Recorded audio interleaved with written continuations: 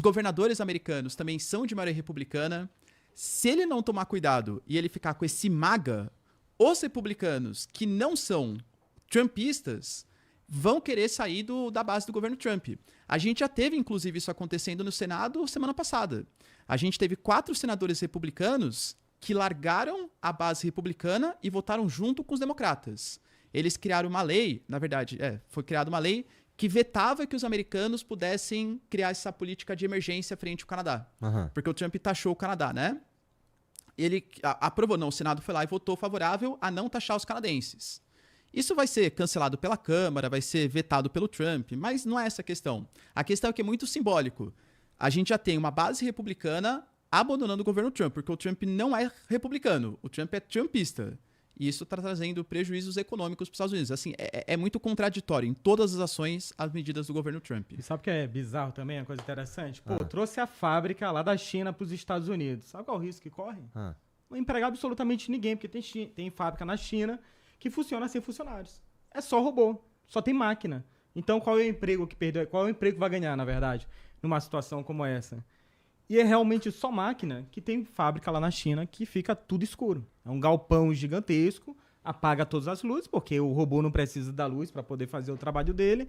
Tá bom, leva toda essa estrutura lá para os Estados Unidos.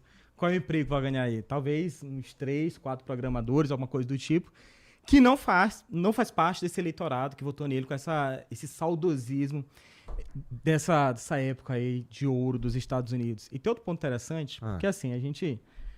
um risco em toda a discussão é o reducionismo. A gente vai ali nos raciocínios e tal, o que é mais simples, a gente vai lá e fala as verdades, o que é comum.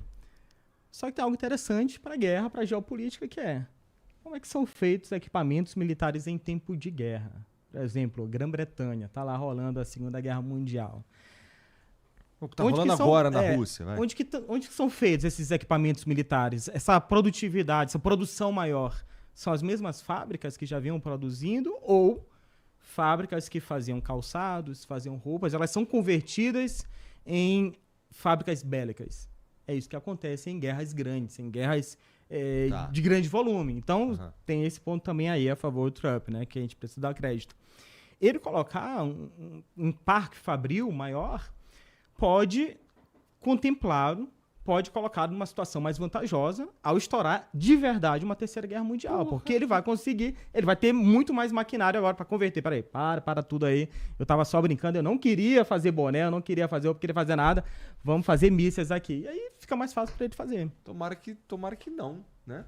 Começar a estourar uns mísseis aí vai ser uma merda pra todo mundo. A lógica deles é diferente da nossa, Total, né? assim, os caras eles lidam como, além de lidar como a polícia do mundo, eles ainda decidem se vão para um lugar ou se não vão, baseado no que eles querem e pronto. Pois né? deu 8 horas da noite. O que será que o Putin faz da vida? O que o Putin faz da vida às 8 horas da noite? Ele não liga o YouTube e bota no Flow, isso dá certeza. Então ele não fica lá de boa aqui, ele deve ficar com umas maluquices lá, o que eu vou fazer, né?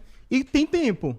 Porque ele, hoje é Geórgia, amanhã é Ucrânia. A gente começou aqui Ucrânia, 10 anos depois a gente continua. Então a lógica dos caras é totalmente diferente. A gente fica conversando aqui na superficialidade, a gente não sabe o que está rolando. Nem em relação às tecnologias militares também. Tem muita coisa.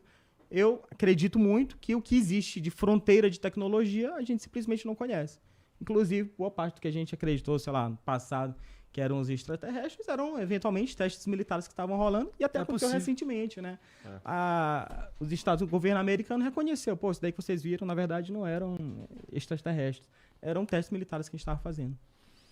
Voltando pro lance da guerra comercial, dá pra gente chamar isso que tá rolando agora de desglobalização? Por parte do governo Trump, sim. Mas eu acho que o tiro vai sair pela culatra no outro sentido. Porque esse papo de governos mais nacionalistas, isso é uma pauta muito ocidental de alguns países ocidentais. Não existe esse tema em Índia, em China, em Rússia, em Sudeste Asiático. E hoje, se a gente pegar o centro da economia global, não é mais o Oceano Atlântico, é o Oceano Pacífico, são os países asiáticos. Então, na minha concepção, a tendência é que isso pode gerar prejuízos para os Estados Unidos em longo prazo, porque perdendo alianças geopolíticas, mas uma desglobalização mundial, talvez não. Talvez acelere até no sentido contrário. Para os países perceberem, por exemplo, que depender de um único país... E é uma crítica até ao Brasil, por exemplo. O Brasil, hoje, é muito dependente dos chineses. Ah, mas os chineses são nossos aliados. Até amanhã. Vou imaginar, por exemplo, ó, a China tem uma grande produção industrial. Ela não vai conseguir, por exemplo, mais colocar vários dos seus produtos no mercado americano. Vai ter um excedente de produto. Isso vai começar a ser espalhado pelo mundo, eventualmente até entrando no Brasil. Produtos chineses mais baratos podem obrigar ou prejudicar as nossas produções industriais. Talvez o Brasil seja obrigado a adotar sobretaxas a produtos chineses. E se o Xi Jinping não gostar dessa medida do Brasil?